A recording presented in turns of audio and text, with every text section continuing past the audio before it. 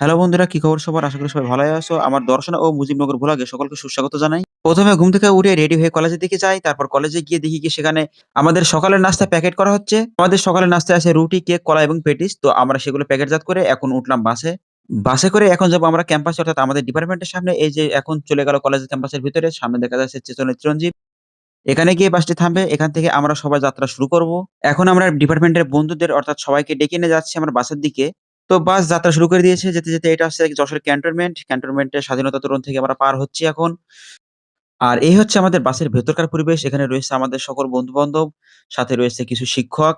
আর এটা হচ্ছে আমাদের ফ্রেন্ড সার্কেল সবাই। তো যেতে, যেতে এটা হচ্ছে রাস্তা প্রায় কাছাকাছি চলে আসছি আমরা দর্শনা। ১ম এ টার্গেট হচ্ছে আমাদের দর্শনা পৌঁছাতে হবে।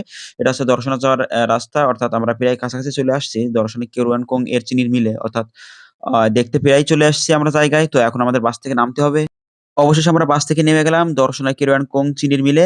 বাস থেকে নেমে হাঁটতে, হাঁটতে ১ম এ চোখে পড়ে আমাদের চিটাগুড়ের লাইন। চিটাগুড় দেখছি গিয়ে একটা গর্তের ভেতরে পড়ছে একটা ট্রাক থেকে। এটা মেইনলি আখের রস থেকে চিনি সংগ্রহের পর এটা উপজাত হিসেবে এই চিটাগুড় পাওয়া যায়। তো যাই হোক একটু সামনের দিকে এগোনো যাক। পেছনে দেখা যাচ্ছে আমার অনেক বন্ধু-বান্ধব আর সামনে ক্যামেরার হাতে আমি। আর এটা হচ্ছে Darshana distillery Carew and company Bangladesh limited. এটা দর্শনার প্রধান গেট। এই গেট দিয়ে আমরা ১ম এ ভেতরে ঢুকে গেলাম। ভেতরে ঢুকে আমাদের একটা গাইডলাইন আছে। ওখানকার একটা সুপরিচিত বড় ভাই আছে। সে বড় ভাইয়ের সাথে আমরা গেলাম ভিতরে। ১ম এ দেখা যাচ্ছে যে এখানে আমার সব বন্ধু-বান্ধবরা রয়েছে। যেতে, যেতে হঠাৎ দীপ্তর সাথে দেখা। দীপ্ত একটু হাই দিল। এখন গেট দিয়ে ঢুকে আমরা চলে যাচ্ছি আমাদের সুপরিচিত রাজীব ভাইয়ের কাছে। রাজীব ভাই আজকে আমাদের সবকিছু বুঝিয়ে দিবেন যে কিভাবে এখানে সবকিছু প্রসেসটা হয়, মানে কিভাবে সবকিছু তৈরি হয়। ইনি আমাদের অতি সুপরিচিত একজন ডিপার্টমেন্টের বড় ভাই। ইনি এখানে চাকরি করেন। অনেকদিন ধরেই কর্মরত আছেন এখানে। তো এখন আমরা দেখতে যাচ্ছি কিভাবে চিটাগুড় থেকে বাংলা মদ বা বিভিন্ন ধরনের মদ তৈরি করা হয় সেটা দেখতে। যেতে, যেতে দেখি আমাদের বন্ধু সীমান্ত কিছু ভিডিওগ্রাফি করছে। তো তাকেও কিছু নিয়ে নিলাম আমার ভিডিওতে। এখন যাওয়া যাক কিভাবে মদ তৈরি হয় সেটা দেখার জন্য মেইনলি এখানকার ভেতরে যে কি প্রসেসিং, কিভাবে কি মেশিন, কোন কাজ কিভাবে কি করা হয় সেটা দেখার জন্য মেইনলি আমাদের সামনে যাওয়া। আর এটা দেখতে অনেক উঁচু একটা বিল্ডিং মিনিমাম ৫ থেকে ৬ তলা সমান এই উঁচু এই বিল্ডিংটা হবে। এই জায়গাটা বেশ অনেক এরিয়া নিয়ে করা। এখানে দেখা যাচ্ছে ব্যারেল, ব্যারেলের ভেতরে চিটাগুড় আছে সম্ভবত। তো এই চিটাগুড় হচ্ছে এই মিলের ভেতরে প্রবেশ করানো হয়। তারপর এখান থেকে অনেকগুলো প্রসেসিং আছে। অনেকগুলো কাজ আছে যে কাজগুলো শেষে মদ তৈরি হয়। এটা হচ্ছে অনেক বড়, বড় ভ্যাক অর্থাৎ অনেক বড়, বড় পাত্র। এখানে মিলে চিটাগুড় এসে জমা হয়। ১ম এ চিটাগুড় আসে এই মেশিনে অর্থাৎ এই ভ্যাকের ভিতরে। এখান থেকে অনেকগুলো কাজ আছে, অনেকগুলো প্রসেস তারপর আমাদের মদ তৈরি হয়। এখন যাচ্ছি আমরা উপরের দিকে, অনেক উপরে। এটা ২ তলা সমান উপরে। আমরা সিঁড়ি বেয়ে উঠছি উপরের দিকে কিভাবে প্রসেস গুলো করা হয়, কিভাবে তৈরি করা হয় সবকিছু সেটা দেখার জন্য মেইনলি উপরের দিকে যাওয়া। আমাদের ১০ জন করে গ্রুপ, ১ম ১০ জন গ্রুপ করে উপর থেকে দেখে আসছে। তারপর আমরা যাচ্ছি। এখন এই যে যেতে, যেতে দেখলাম এটা হচ্ছে চিটাগুড়। চিটাগুড়ের সাথে ইস্ট মিশ্রিত হয়ে এই বড় ভ্যাক এসে বড় ভ্যাকের পরে এসে এগুলো গাজন প্রক্রিয়া সম্পন্ন হবে। এগুলো হচ্ছে আসলে মেইনলি তাপ দেওয়া হয়। তাপ দিয়ে নিয়ে এই বড় ভ্যাকে রাখা হয়। রাখার পরে এখানেই হচ্ছে গাজন প্রক্রিয়া সম্পন্ন হয়। অর্থাৎ ফার্মেন্টেশন সম্পন্ন হয় এখানেই। এখানে ইস্ট আর চিটাগুড় একসাথে মিশিয়ে আরকি গাজন প্রক্রিয়া সম্পন্ন হয়। এখানে ৭২ ঘন্টা রেখে দেওয়া হয়। তারপর পাতন করার যন্ত্র আছে। অনেক তাপ দেওয়া হয় 78.5 ডিগ্রি সেলসিয়াস তাপমাত্রায় এরকম অনেক হিট দেওয়ার পরে এখানে এসে তারপর হচ্ছে কনডেন্সারে রাখা হয়। এখান থেকে রেক্টিফাইড স্পিড থেকে বাংলা মদ তৈরি হয় মেইনলি। এটাই হচ্ছে মেইনলি প্রসেস। এখান থেকে আছে রেক্টিফাইড স্পিড থেকে যেটা দেখা যাচ্ছে সেটাই হচ্ছে আমাদের বাংলা মদ। তো আর এই হচ্ছে আমাদের মেশিন। এখানে স্ট্যাক ছবি তুলছে।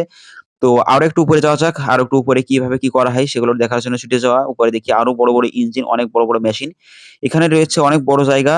বেশ বড়, বড় জায়গা, অনেক বড় একটা মেশিন এইটা। এটা মিনিমাম ৪ তলা সমান একটা মেশিন। এর ভেতরে মেইনলি হচ্ছে পাতন কাজ সম্পন্ন হয় ওই বাংলা মদের অর্থাৎ চিটাগুড়ের। দেখা যাচ্ছে আমার সামনে কিছু ফ্রেন্ড আছে আমার। তো তারা উপর থেকে দেখে এখন নিচে থেকে নামছে, আমিও নামছি। আসলে এই জায়গাটা খুবই রিস্কি। এখান থেকে নামতে গেলে খুবই ধৈর্য সহকারে বা সতর্ক সহকারে নামতে হবে। তো এই যে দেখা যাচ্ছে আমার নিচেই বলরাম যাচ্ছে হেঁটে, হেঁটে। এখন আমরা আসলাম কনডেন্সার নামক একটা যন্ত্রের কাছে। এখান থেকে মেইনলি হচ্ছে মদটা পাওয়া যায়। এখান থেকে আবার সংগ্রহ করে বাজারজাতকরণের জন্য নিচে আবার সে ব্যবস্থা আছে। পাইপের মাধ্যমে সেখানে যাচ্ছে। সেখান থেকে আবার সংগ্রহ করছে। তো এবার আসলাম আমরা কিভাবে আখ থেকে চিনি সংগ্রহ করা হয় বা চিনি তৈরি করা হয়। এখানে রয়েছে শত, শত আখের গাড়ি। এখানে যেদিকে চোখ যায় শুধুমাত্র আখের গাড়ি, আখ বোঝাই করা গাড়ি। অনেক, অনেক গাড়ি এখানে। তো যাই হোক এখন আখের গাড়ি দেখতে, দেখতে আমরা প্রবেশ করবো হচ্ছে চিনির মিলের ভিতরে। আমার পেছনে দেখা যাচ্ছে আমার বন্ধু শাহিন উঁকি মারল। তো এখন হচ্ছে আমরা যাচ্ছি ভিতরে। কিভাবে মেইনলি চিনিটা প্রস্তুত করা হয় সেটা দেখার জন্য যাওয়া। পেছনে আমাদের স্যার রয়েছে আর আশেপাশে সবই দেখা যাচ্ছে যে আখের ট্রাক। এখানে একটি ইলেকট্রিক সিঁড়ি আছে অর্থাৎ এরপর দিয়ে হচ্ছে আখগুলো সব প্রেরণ করা হয়। আখ এরপরে রেখে দিলে আস্তে, আস্তে স্বয়ংক্রিয়ভাবে এই আখগুলো উপরে উঠে চলে যায় অর্থাৎ মিলের ভেতরে প্রবেশ করে। এখানে কোনো বাছাই করা হয় না। মেইনলি এরপর দিয়ে দিলেই যে আখগুলো একটু তেড়া বেঁকা অর্থাৎ যে আখগুলো অনুপযোগী সেগুলো এই যন্ত্রের মাধ্যমে বাছাই হয়ে চলে যায় সামনের দিকে। এই যে কিছু, কিছু বাছাই হয়ে যাচ্ছে অর্থাৎ বড়, বড় আখগুলো কেটে, কেটে যাচ্ছে এখানে ওই যন্ত্রটার মাধ্যমে। আর এটাই হচ্ছে আখ এবং আখের থেকে রস বের করার মেশিন। আশেপাশে যে কজন দেখা যাচ্ছে সবাই আমার বন্ধু-বান্ধব। আমরা সবাই আজ একসাথে এই ট্যুরে এসেছি। তো এখন আমরা প্রবেশ করছি এই চিনির মিলে, অর্থাৎ কিভাবে আখ হতে আখের রস সংগ্রহ করা হয় এবং আখের রস থেকে কিভাবে চিনি সংগ্রহ করা হয়, আমরা আজ সেটাই দেখব। ভিতরে প্রবেশ করেই ১ম এ চোখে পড়ে অনেক বড়, বড় মেশিন। আর এটা হচ্ছে আখ হতে রস সংগ্রহ করার পরে আখের যে ছোবলা সেটাই হচ্ছে বাছাইকরণ করা হচ্ছে। জ্বালানি হিসেবে ব্যবহার করা হবে একটু পরে। এজন্য এটা বাছাই করে উপরের দিকে নিয়ে যাওয়া হচ্ছে। এগুলো মেইনলি আখ হতে রস সংগ্রহ করার পরে যে আখের ছোবলা যেগুলো সেগুলো হচ্ছে গুঁড়ো করে এভাবে করা হয়। অর্থাৎ এটা হচ্ছে জ্বালানি হিসেবে ব্যবহার করা হয়। এখন যাচ্ছি আমরা আখ হতে কিভাবে যে রস সংগ্রহ করা হলো সেই রসটা কিভাবে কি করা হবে সেটা দেখার জন্য। তো আমরা এখন দেখতে পাচ্ছি এখানে অনেকগুলো মেশিন রয়েছে, অনেকগুলো প্রসেস রয়েছে। একটা মেশিনের এক ভ্যাক থেকে অন্য ভ্যাক, অর্থাৎ ভ্যাকুয়াম থেকে অন্য ভ্যাকুয়ামে, অর্থাৎ এক পাত্র থেকে অন্য পাত্রে প্রবেশ করছে এই আখের রস। সেখানে অনেক বড়, বড় পাইপ রয়েছে। সেই পাইপের মাধ্যমে একটু সামনে ৪ টি ভিন্ন ধরনের পাত্র রয়েছে। ৪ টি ভিন্ন তাপমাত্রায় ৪ টি ভিন্ন লেভেলে ওখানে চিনি তৈরি করার প্রসেসটা করা হয়ে থাকে। একেকটা পাত্রের তাপমাত্রা একেক রকম। যে পাত্রের তাপমাত্রা সবথেকে বেশি সেখানে চিনির দানাকরণ হবে সবথেকে বেশি। তো এটাই ছিল হচ্ছে চিনি তৈরির পদ্ধতিটা, চিনি তৈরির প্রসেসটা। তো এটা হচ্ছে চিনি তৈরির প্রসেস। এখন আমরা যাবো হচ্ছে মুজিবনগরের দিকে।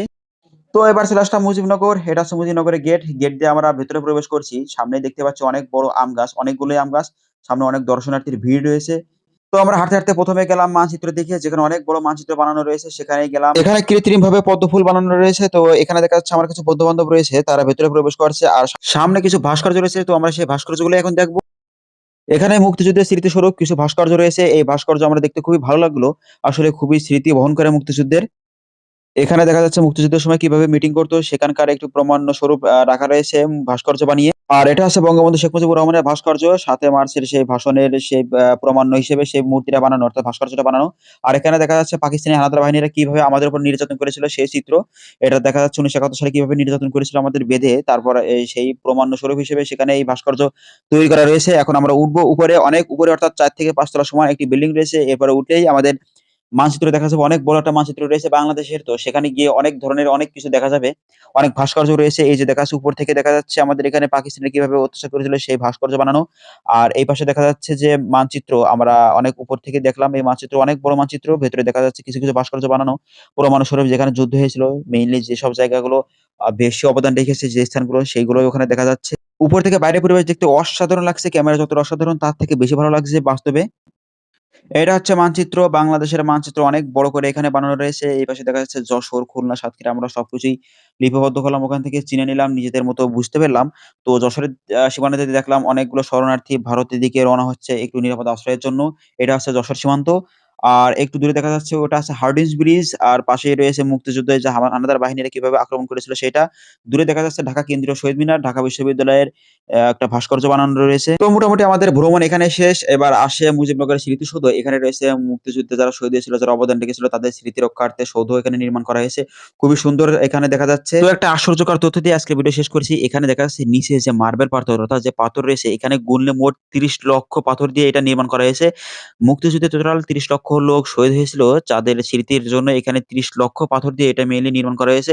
এটা আসলে একটা আশ্চর্যকর তথ্য। তো এই ছিল আজকের ভ্লগ। কেমন লাগলো সবাই আশা করি জানাবেন। আর পরবর্তী ভিডিও পেতে সাথেই থাকুন।